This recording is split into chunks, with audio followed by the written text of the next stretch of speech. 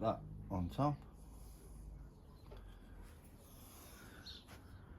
Mix it with the PVA glue. It will form like a paste.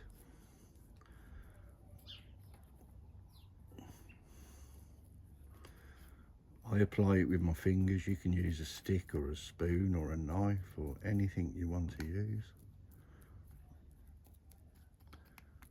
Mix it into a paste.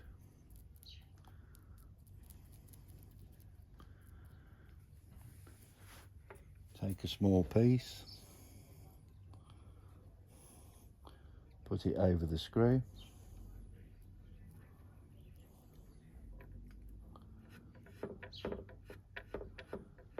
Smooth it over. Small piece, put it over the screw, press it in, smooth it